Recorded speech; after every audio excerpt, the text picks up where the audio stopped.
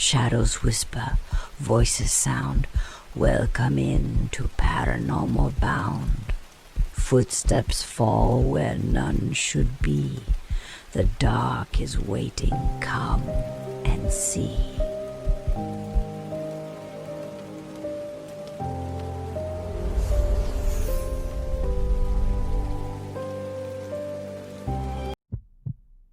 Shadows rise. Air grows hot. Guard my soul. Touch me not. Chains are dark, circle round. Sealed in silence, paranormal bound. Welcome to the Paranormal Bound podcast. I'm Nathan. I'm Ronnie. And I'm Rachel. And this is episode number 4, guys. Yay, number 4. We're coming at you with a ghost story tonight about the Myrtles Plantation. And take it away, Ronnie. Okay.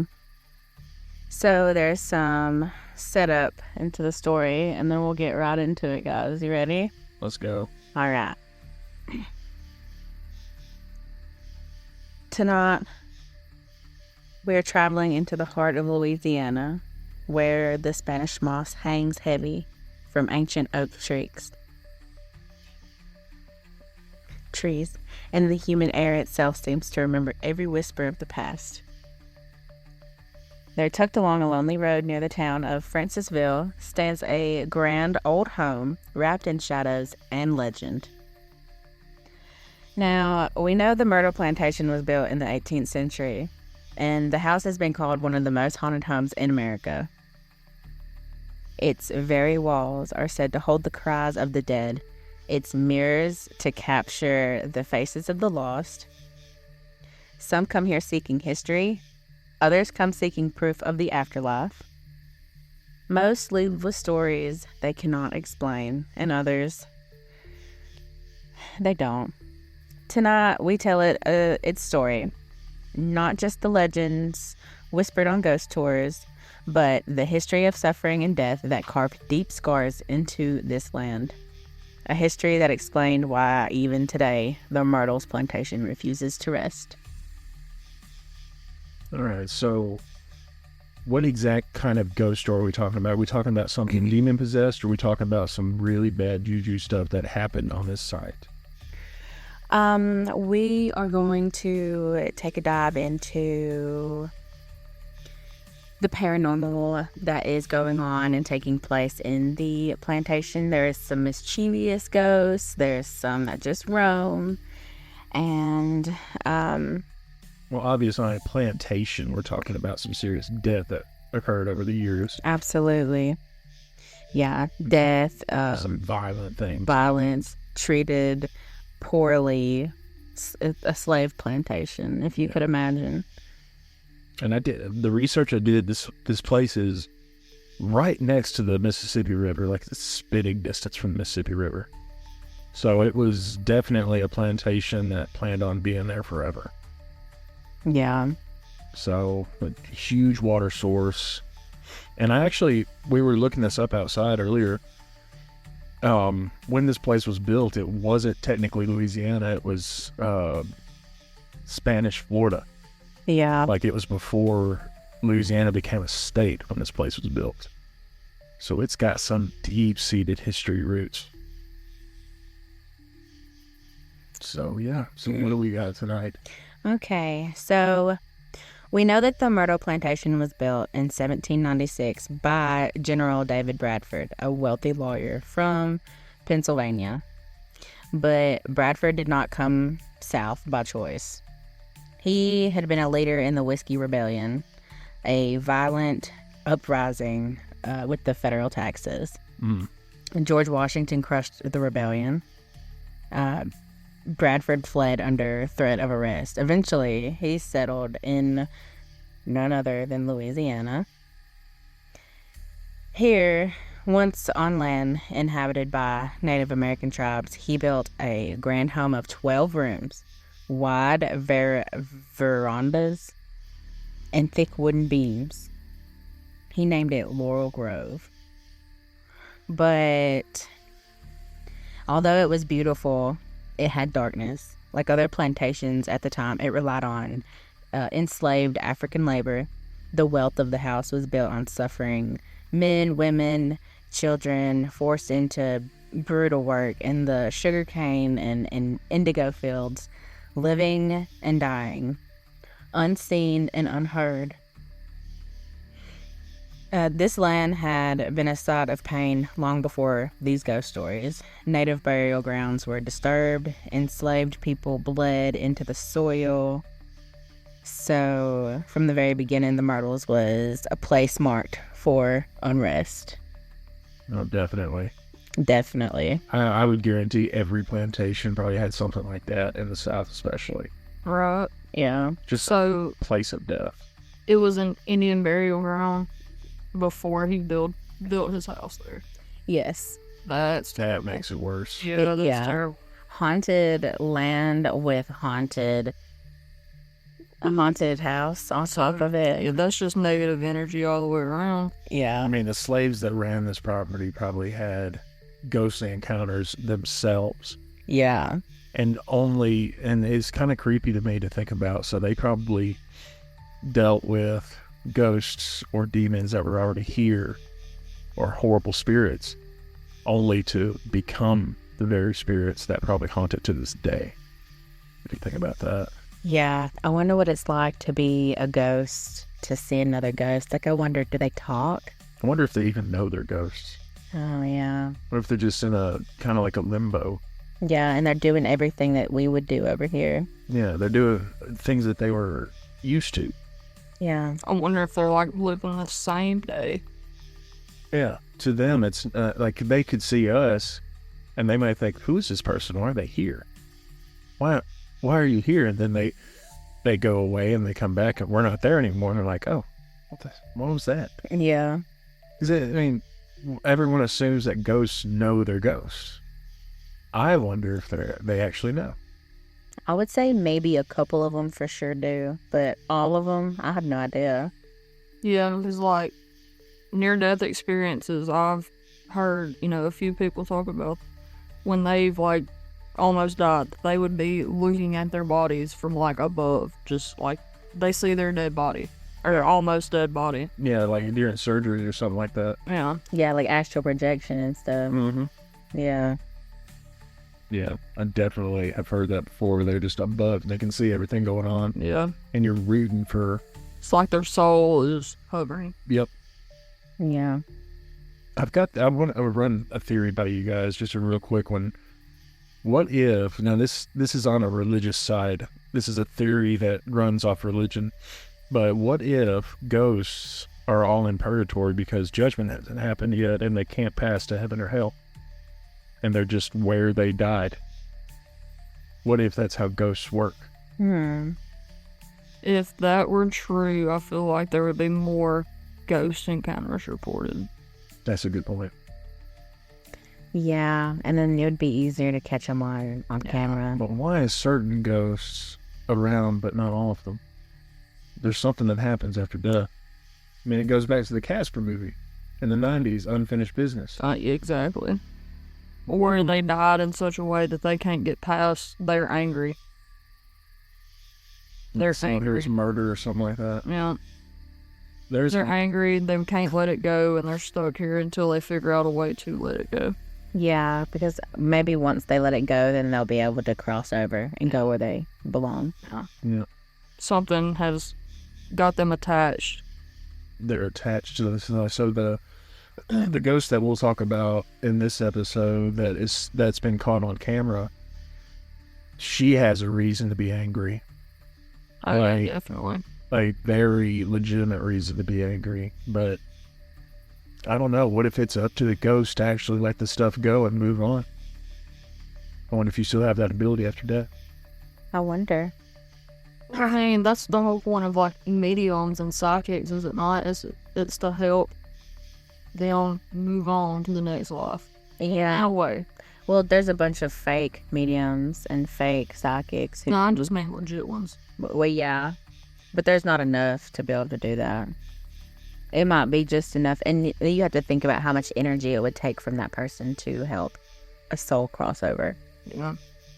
Because you have to, even a medium can contact the wrong soul, I mean, you're right. Yeah. but they can feel things that other people can't too. They can actually feel when something is a demon pretending to be a ghost. Mm-hmm.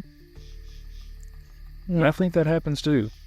You know, the demons come through and they're just, they're basically like online trolls. Yeah, like Rachel's demon boy, ghost boy that was at the foot of the bed. Yeah. Could have been a demon. Probably. Like we definitely are in the belief that demons and ghosts are very different, because ghosts are not always, they don't always portray fear.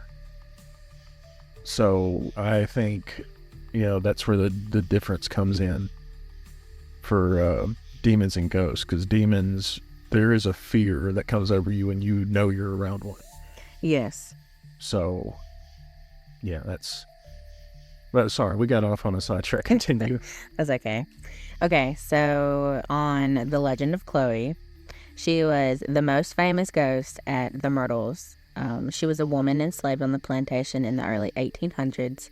Her story has twisted into many versions, each more chilling than the last. Chloe was said to have been forced into the role of being a mistress by Clark Woodruff, the son-in-law of David Bradford. Some say she was his unwilling lover, kept in fear of punishment. Woodruff was the monster in the story, right? Yeah. He was the owner that was, yeah, okay. Yeah. So she was also said to be a spy, listening at doors for gossip, and one day she was caught. Oh, And as punishment, her ear was cut off.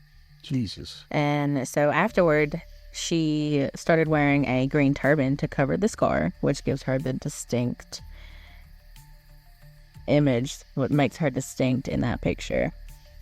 Yeah, because, I mean, this is Louisiana, and people who don't know the story would think, why the hell is it wearing a turban? Yeah. Like, I don't even think people, I don't know this for a fact, but I don't even think people in that time era knew about Arab countries. They might have, I don't know, but we didn't do just a whole lot of trading with them back then. Sorry, go ahead. Okay. Well, as she was desperate to regain favor and secure her place in the household, so she devised a plan and she baked a cake for the Woodruff family, but she stirred crushed oleander leaves into it, a plant that is both beautiful and deadly.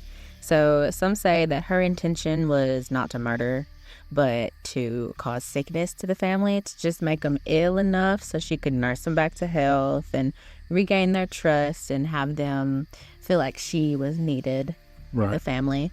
So, but she did too much. The dose was fatal. Clark Woodruff's wife, Sarah, and their two young daughters ate the cake, and within hours, their bodies twisted in agony. And they died in violent pain. Wow. Yeah. And the other enslaved people, terrified of the consequences, they turned on Chloe. They dragged her into the yard, wrapped a rope around her neck, and hung her from a tree. And then they threw her body into a river.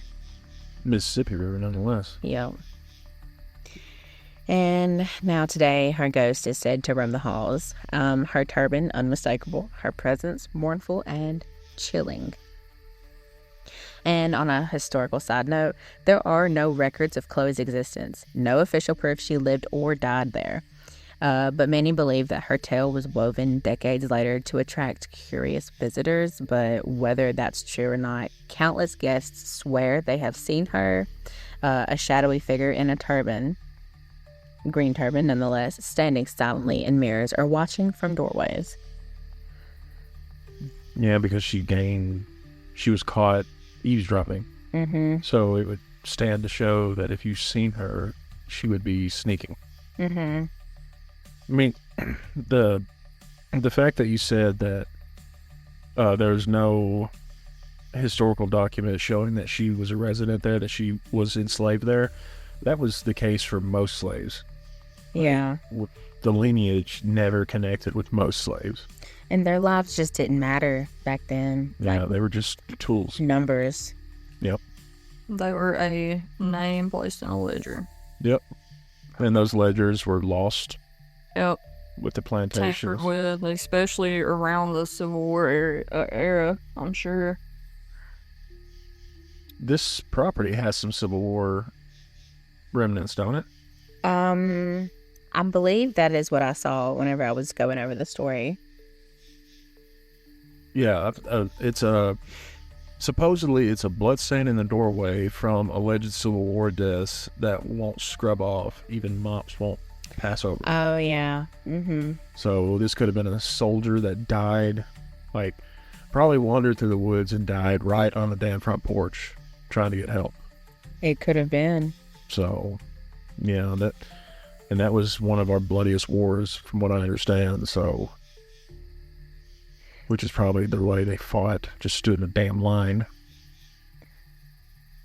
It's unfortunate what happened. Yeah, But, glad that we can overcome those.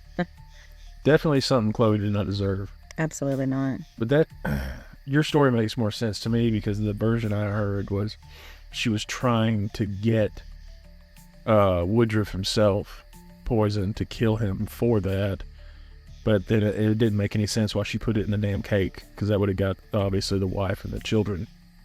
Right. The story that you told makes a lot more sense, trying to make them just sick enough to nurse them back to health to gain favor. Yeah. But it still surprises me how the other slaves murdered her. Like, I would have figured they were on the same team. Yeah, well, they didn't want to be seen as helping her, because Woodruff would have killed Treatment, them. baby. yeah, The treatment. yeah. If they weren't dead, they would have wished they were dead. Yeah. So, It probably wasn't nothing for Woodruff to kill them all and replace them the next day either. Right. probably not. So, yeah, I get that, but that's a horrible way to go. But that would mean that Chloe told them about it. Or that it went around the house. Yeah. Well, because once the mother and the two young daughters died, then everybody knew. It come out the truth that she put stuff in the cake. Yeah, and Woodruff, he would have murdered her at the very minimum. If he didn't even go after the other ones, he would have killed her. Oh, yeah. Yeah. And there was a lot of rumors that he was sexually abusing her as well. Yeah, made her be his mistress. Yes, Unwilling lover. which was just a terrible thing that plantation owners back then would do. Yep. Yeah. But so onto the mirror and the spirits. Inside their myrtles stands a tall antique mirror. Which is still there, isn't it? It is. Ooh. And it is a piece that has become one of the darkest legends. So according to the folklore, when Sarah Woodruff and her children died, the household forgot to cover the mirror, as that was tradition. And the souls of the dead, it was said, became trapped inside of the glass. And visitors have claimed that handprints appear on the surface, small and smudged, so as to be children's, pressed from the other side. Cleaning staff reported polishing it spotless time and time again, only to return and find fingerprints every time. And some would even see pale faces reflected into faces not their own. Mm-hmm. One of the most infamous ghost photographs ever taken at the Myrtles, which is what we just discussed, was Chloe in a green turban standing in between two plantation buildings. And many believe she will be lingering forever between life and death there. Right, and a funny thing about that picture, what I was telling them outside earlier, is the current owner, I think this was in the 90s, that took the photo, did not mean to catch a ghost in it. He was asked to take the photo between the two buildings to show an insurance company how much space was between these buildings, because it was needed for their estimate. And he took the photo. He didn't see it at first, so he developed it and he sent it to them. And when they got it, they said, "Hey, we meant to tell you there shouldn't be anyone in the photo. We need one without a person." He said, "I'm not sure what you're talking about. I was the only one at the property that day and took the photo." And when he looked at it, he noticed the picture had a ghost in it. And of course, he was flabbergasted, but he ended up sending the photo itself, the original, to the National Geographic, and they went over it with a fine tooth and comb, and they realized it was real. So he had actual proof that there was a ghost in that photo. And oddly enough, you guys can look this up on Google. The photo, you can tell the person is wearing a turban. So it would go to stand that is actually Chloe. Mm-hmm. Just standing with her back to the wall. Yeah. Oh, go ahead. I'm sorry. No, I wasn't about to say that. That was... And like, speaking of it not showing any like proof of her existence, they could have changed her name easily. You know, Yeah, her name could possibly not even be Chloe. Chloe sounds like something that's not from the 1700s, 1800s. Mm-mm. It doesn't sound like a normal name, so it's probably not her God-given name. Yeah, probably not. So they've probably changed her name. And we will probably never know what her actual name was. No. I guarantee you, there is no record of her actual name anywhere. I could up 99% sure guarantee that. Because why would there be? There was stories all the time that plantation owners were changing the names of their slaves because they didn't like their original names. Or that they were too hard to say. Mm-hmm. Yeah. I've heard that. Yeah. Yeah. Well, y'all might know that the Myrtle House has been a long time called the House of 10 Murders. When the number is exaggerated, death has certainly stalked this property. One of the tales tells of William Drew Winter, a later owner who was shot on the porch in 1871. He was mortally wounded, staggered back inside, and he crawled up the staircase, collapsing on the 17th step. Mm-hmm. And to this day, visitors report hearing phantom footsteps climbing that staircase, but it always stops on the 17th step. And then others speak of a young girl who died of fever. Guests will see her ghost dressed in white, peering into rooms or silently at the edge of their beds while they're sleeping. And during the plantation's operation, enslaved people endured brutal punishments, whippings, disease, starvation. Their deaths were seldom recorded but deeply felt. Many also believe their anguish fuels the hauntings more than any single ghost story. And I believe that. Oh, yeah. 110%. I mean, the majority of the deaths were violent in nature. That would definitely leave that would definitely leave very angry spirits. Yeah, for sure. So during the Civil War, the Myrtles were ransacked by the Union soldiers. Legends say 3 were killed inside the house. Their blood stained the floorboards. Mm-hmm. Guests say those stains sometimes reappear. Dark spots bloomed on the wood, but no brush can clean it. The war shattered the South, but for plantations like the Myrtles, the scars ran deeper. They lost their wealth, it ruined their lives, and it was a lingering sense of despair among them. So the Myrtles remains a working bed and breakfast to this day, and guests bring back chilling stories. There was a woman in the 1980s who awoke to see a child standing at the foot of her bed.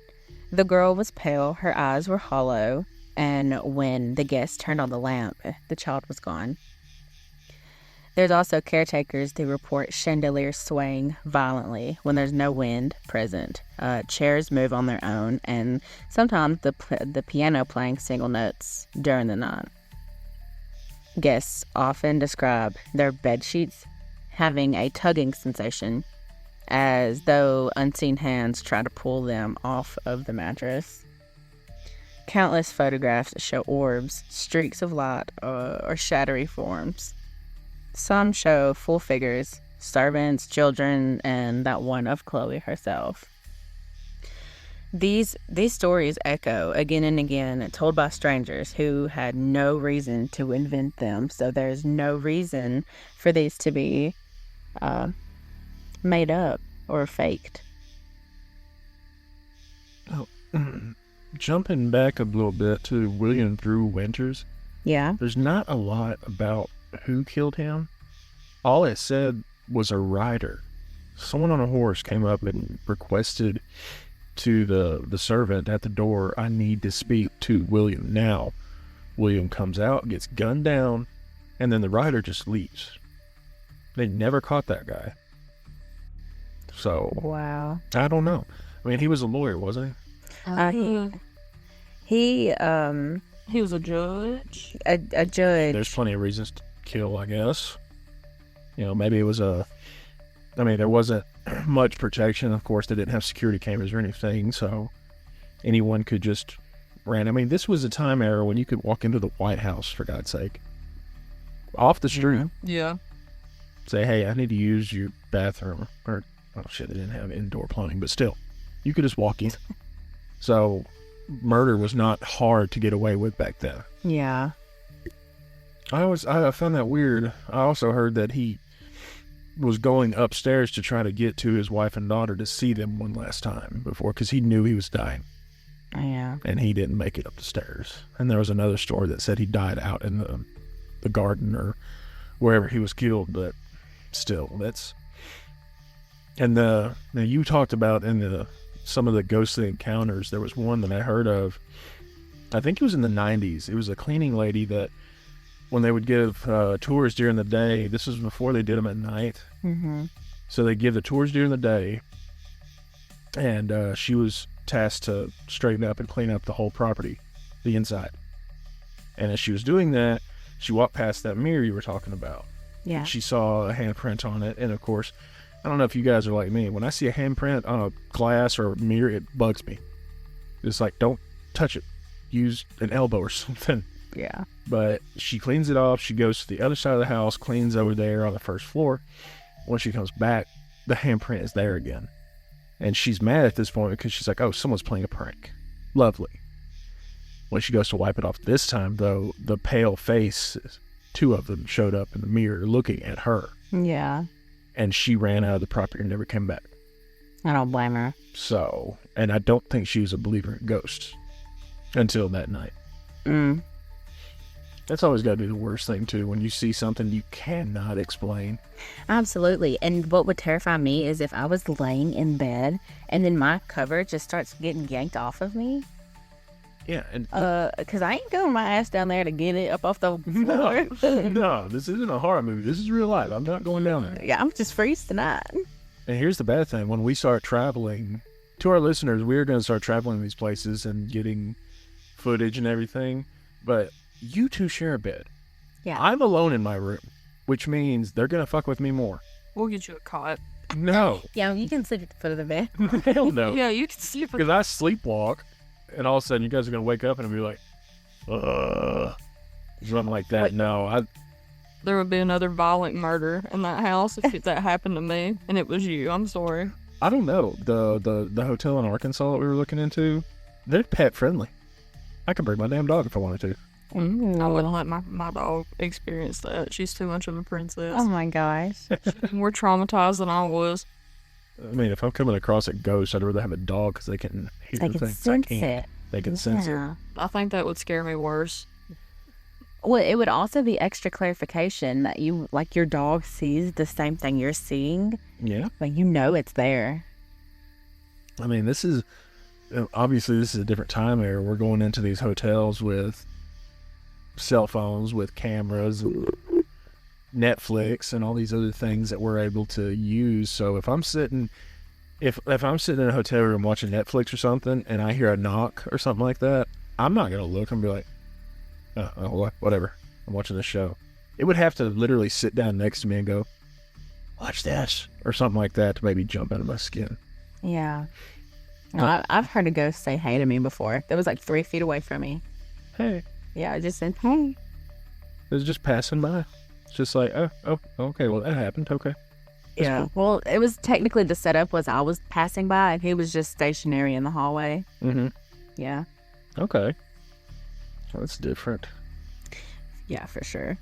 But, so the weight of the history at the Plantation House. Beyond the legends, the plantation is a monument to real suffering. The lives of enslaved men, women, and children built its wealth. Their work, their pain, their shortened lives, it all left an imprint that no ghost story can truly capture. Right. And the Myrtles is not haunted only by Chloe or Sarah or even Winter, but by generations of unmarked graves, silent voices, and the echo of their chains. Skeptics argue the stories are folklore, woven together to make Myrtles into a tourist attraction, which could be true, but Yeah, we it's a have too possibility. much evidence. I was literally like, I was thinking that because supposedly all this paranormal stuff didn't come to light until the 70s when the Myers bought the property. Yeah. So I'm not saying it's not haunted, I'm sure it is. But especially from all the slaves and stuff like that. I'm not saying that at all, but I'm wondering to what extent is it really haunted? Right. Is like the hands on the mirror true, or is that like a tourist trap? Could be, but it also could be, some of it could be exaggerated for money. You know, they could They know their haunted location. They They're know that. They know their should. Like, they could easily fake some of this stuff, is what we were talking about outside earlier. Yeah. Yeah. So it would have to be something significant enough for me to say, okay, yeah, this place is haunted. 'Cause- Right. Like I'd like to debunk some of that stuff. Yeah. Like your cover's being tugged. Like, stuff is easy to fake. Like you were saying, people smell perfume. That's easy to fake. A baby crying. It's easy to put little voice machines or something somewhere to make it sound like it. Like, I could do it all day long. Yeah. But like I was telling you, that McRaven house in Mississippi, South Mississippi, it's supposedly haunted. But there's one thing that everybody sees anytime they go. It's when they go to the vanity and the guide is explaining something about this lady to them, and the door just opens. Everybody gets the same thing every time. And she's got to be like, the guide's got to be like stepping on a board or something and making it open, because there's no way that continues to happen for absolutely everybody that tours the house. Yeah. Right. Because If we go to Myrtles, we would have to take the tour during the day to see if they try to pull something. Right. right, and keep our eyes out, like be keen, look at. See, I wouldn't even really care to. I mean, yeah, the house would be cool to go through, but I want to see, the fields, the slave quarters, all where the real bad stuff happened, because that's where you're gonna find The most your bad dramatic vibes. events, Yeah, that's where they you're were gonna get your whipped. bad vibes. According to Google Maps, a lot of that's grown in by now. I don't think they keep the fields. Really? I don't think they grow anything on them anymore. Do they have like the the quarters and all that, where the slave quarters and stuff like that? It's hard to find. Most of the pictures that are on Google are of the main house, and there's a restaurant there too. That's where you get room service from, Yeah. and a coffee shop and all that. So a lot those may have been the slave quarters. I'm not sure, but I feel like that's where you're gonna get most of your activity.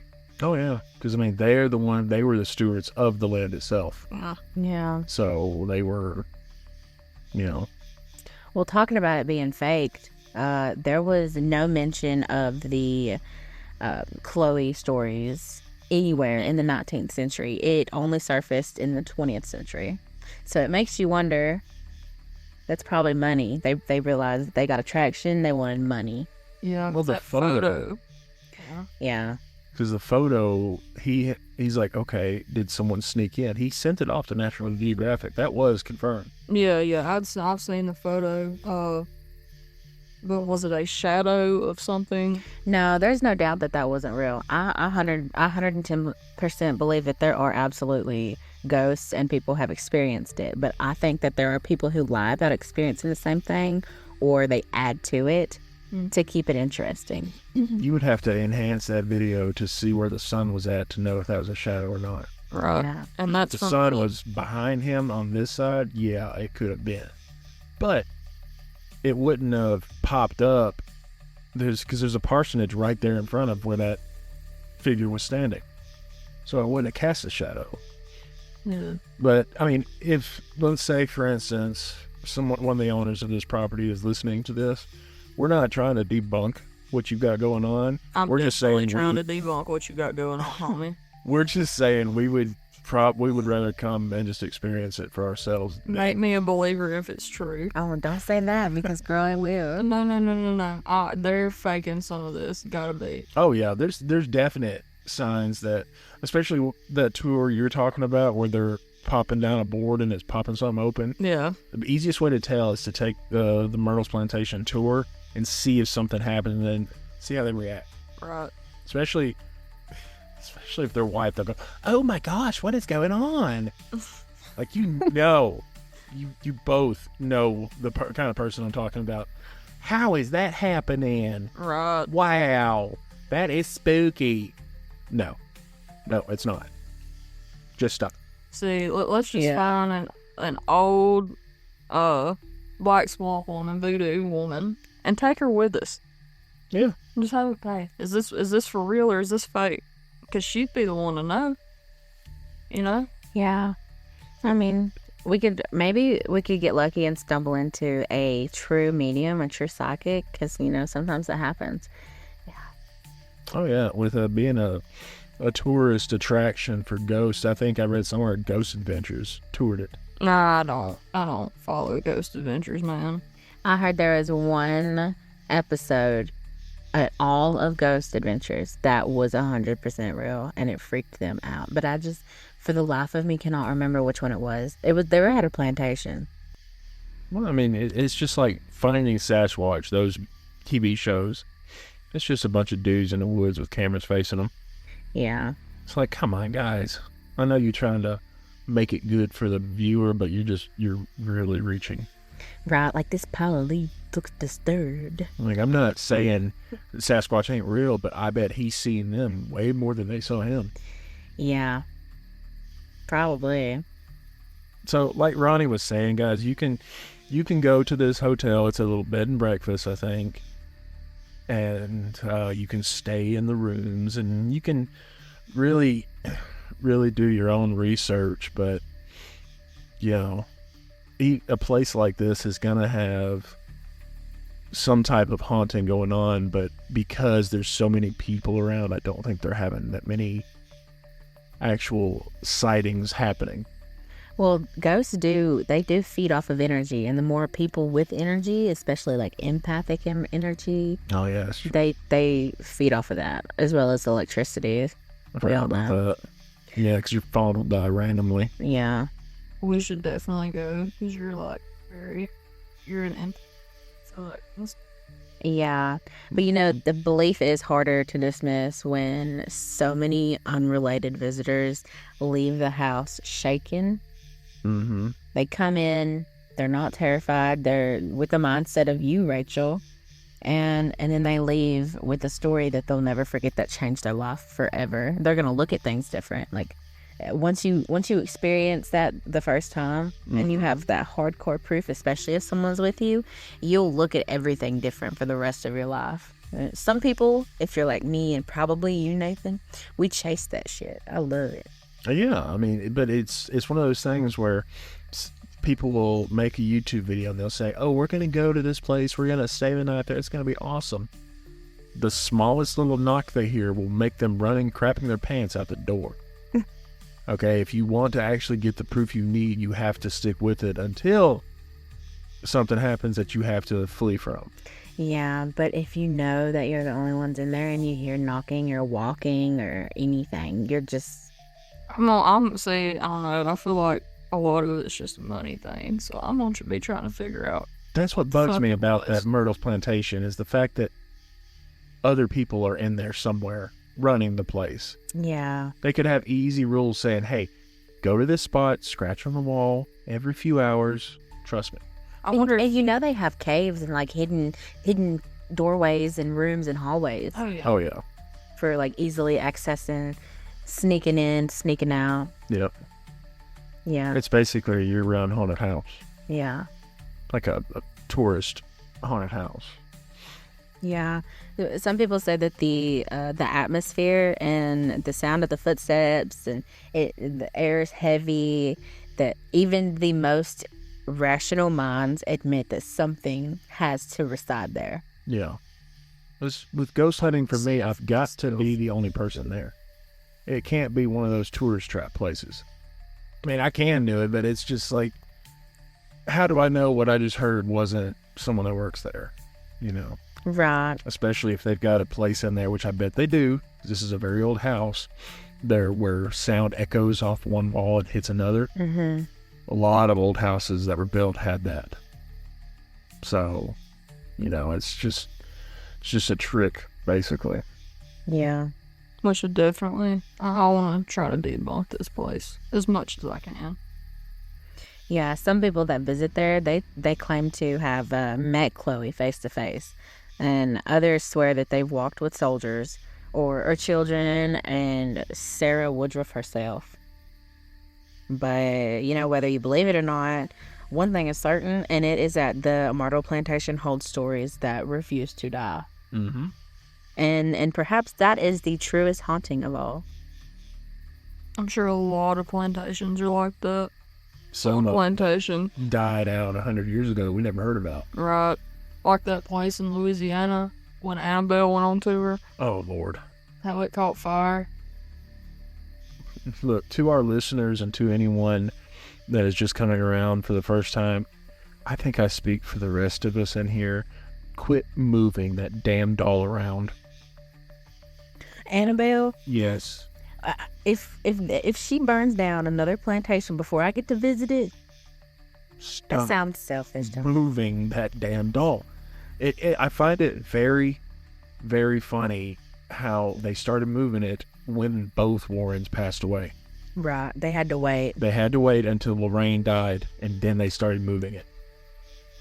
Like, she had one rule: don't touch the damn doll. Don't take her out her damn box. No, the box was never opened. The priest would bless the outside. Hmm. I think one time he blessed the inside, but He probably died after doing it too. there is a new video on YouTube. I have not watched it yet. It's Matt Rife who bought it, but him and his friends are staying in that place for 3 nights straight. Video is 2 hours long. When did that take place? When did that happen? Probably in the past couple weeks. Oh, wow. I need to watch it. Yeah, I'm going to watch it at some point this weekend, but Matt is nuts for that. So you can just buy this doll? No, he bought the museum. Oh. I don't know if Annabelle was attached to that deal. I would assume she was, but she's still moved around. Yeah. Is she still being moved for real? Yeah, Oh, she was on tour.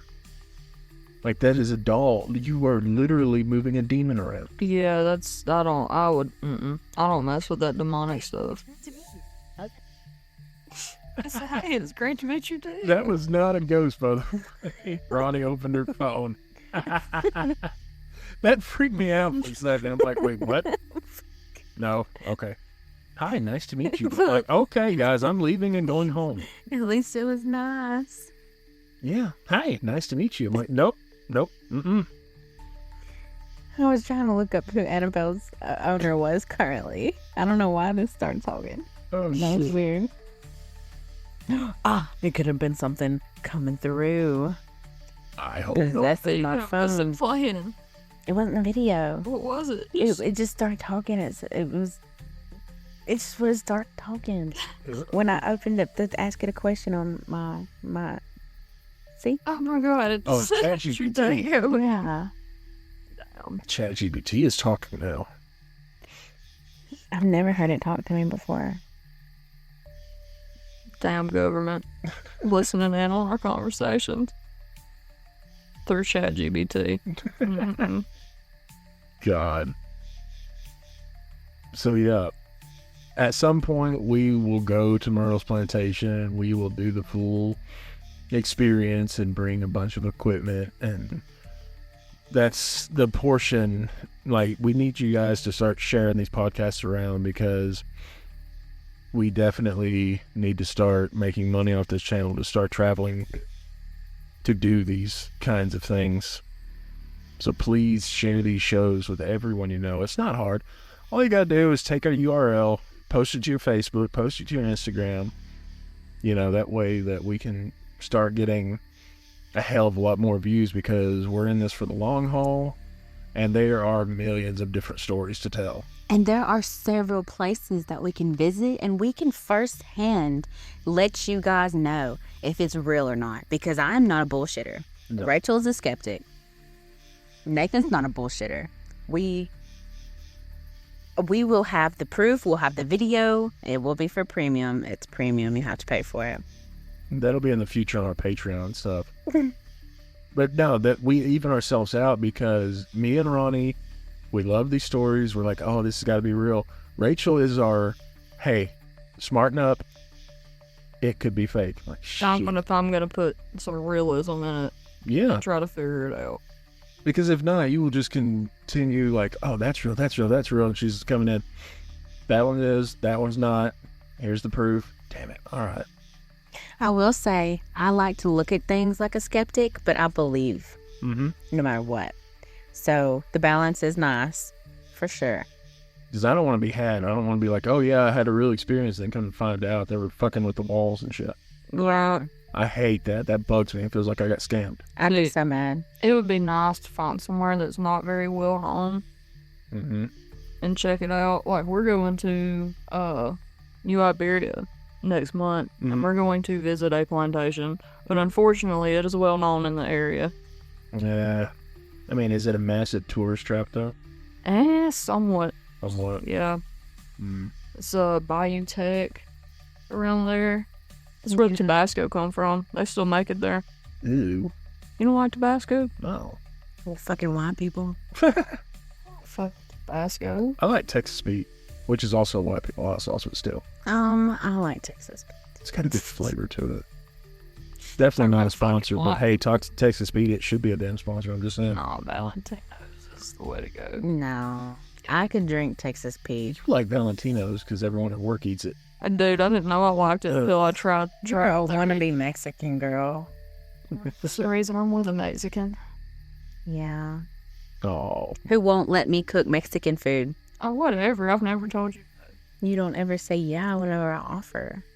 The other day, I told her what I had for lunch, and she's like, that sounds like what Victoria would be cooking at home. What?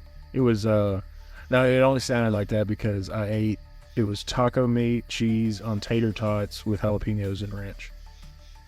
Which sounds disgusting, but it was so damn good. It sounds good. It's similar, but I would She like wouldn't. fries. Yeah, she wouldn't put ranch on it. I don't think. Oh, I covered it in ranch. Hot sauce for me. Ugh. Now, I like chicken with hot sauce. Oh, yeah? Dipping chicken tenders in Texas Pete, dude. Hey, y'all know those Takis? You know what Takis are, right? Yeah. Do you know they make a Cool Ranch Taki? I had no idea. You can find them at the Dollar General in Golden. But if you pour those in a bowl and cover it with your favorite hot sauce and shake the bowl, dude, that's good stuff. That's such a Mexican thing to do. Put hot sauce. That's what Julio did at work one time. Yeah. Yeah, they be putting hot sauce It's good. on everything. I'll come through. They'll have it on Lay's potato chips. That shit be good as fuck. Yeah, I mean, it's good stuff. Hell yeah. All right, guys, we hope you enjoyed this episode. Like I said, share it and comment on our YouTube channel with your own story. We will definitely read it out on a show. Check us out on Spotify as well. Paranormal Bound on Spotify and YouTube. So, I'm Nathan, I'm Ronnie. And I'm Rachel. and we're out of here. We'll see you on the next one. Bye.